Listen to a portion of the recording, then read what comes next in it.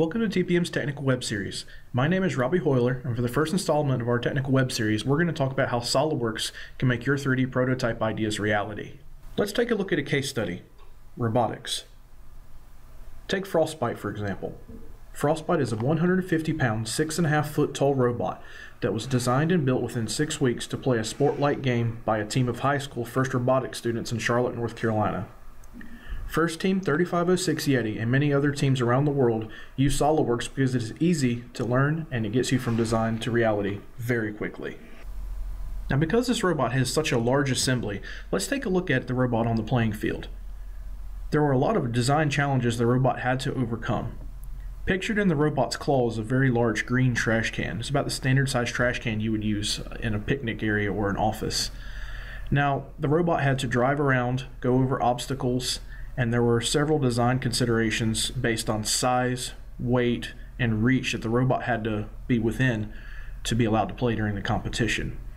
So the kids decided that they wanted to build a robot that could handle the green trash cans better than all of the other robots. So pictured above, you can see the robot Claw that we're going to be focusing on today, grabbing the trash cans and working with the alliance of other robots to complete the tasks at hand. Now, because they only had 6 weeks to design and build this machine, there were a lot of design considerations that had to be made for each individual subassembly, so it's much like a very large engineering project you'd see at an engineering firm.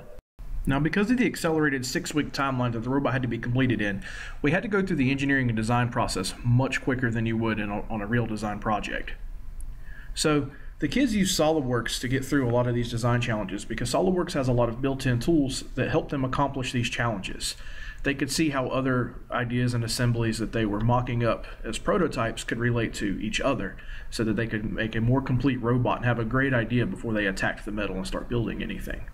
The first thing the kids did was they took all of their ideas and they drew them out on the whiteboard. Then they transferred them to white paper. Using all of those ideas, they started prototyping using foam, metal, and wood to see if their ideas would fit within the robot frame, see if they would fit the rules, see if it would interfere with other devices, such as the device that stacks the totes up and down. But most importantly, they had to make sure that the robot met the rules of the competition, which is a pretty stringent and very thick manual of rules that they have to follow. SOLIDWORKS made it a lot easier to go back and forth between the prototyping phase and the design checking phase so that they could get through and figure out which design was going to make it out to the end. Once they had figured out the right size for the device they had to have, they took a photograph. Now, if you haven't seen the sketch picture command yet, you guys should go over to Mike Staples' video on the TPM Solutions YouTube page and take a look. But basically what we did here was we used the sketch picture command only with another caveat. We actually took a machinist scale and placed it into the photograph. We know that that machinist scale is exactly 12 inches long. When you have a shape that's very organic, like this picture of this mechanical claw, and you can't really assign a straight edge measurement to it, what you could do is you could take a photograph of it, place the scale in there, and then use the sketch picture tool to scale the photograph to exactly the size of the scale that you see in there. Now, this only works if you have a very high definition photograph, but it is a very powerful way to get your designs into SOLIDWORKS very quickly.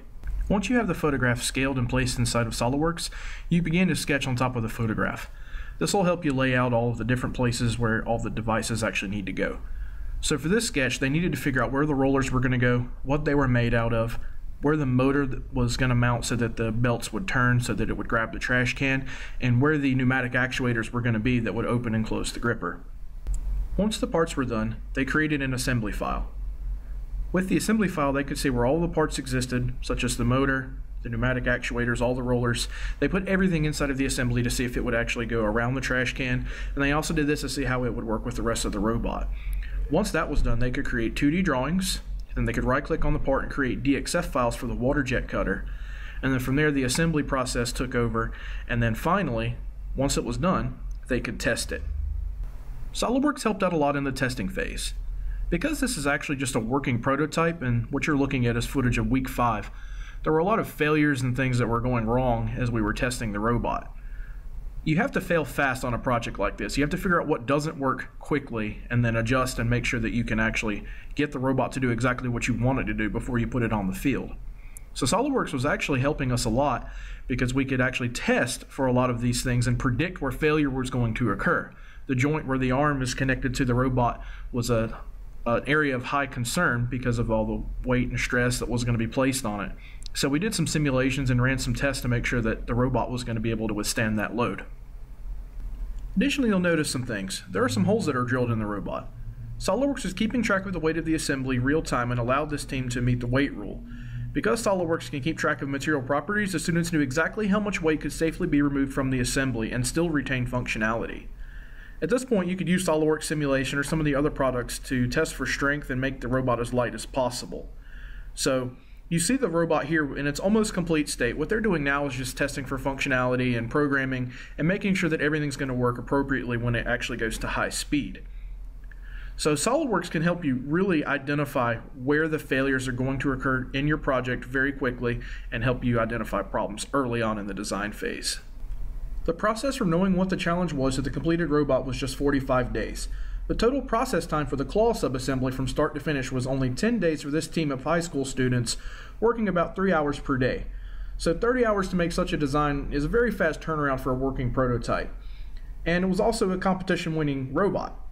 So hopefully this gives you and the other users some idea of how SOLIDWORKS can help take some existing 3D prototypes or even something you need to reverse engineer and create it and put it into SOLIDWORKS. So basically what I want you guys to see is the parallel between this case study, robotics and manufacturing. There are a lot of similar parallels, and I'm sure that you could use some of these same processes in your day-to-day workflows. You know, you take a picture of something you need to reverse engineer, or you want a prototype, or you actually have a physical existing prototype, and then you place it into SOLIDWORKS and you create something new and innovative. Consider for a moment all of the other systems on the robot: the can grabber, the stacker, the drive system. All of these had to be put into SOLIDWORKS so that they worked all together. So even on a small project like this, you know, you could still collaborate and create something really great. This robot was designed from start to finish in nothing but SOLIDWORKS, and it was done by a team of high school students in only 45 days. So what can you create today?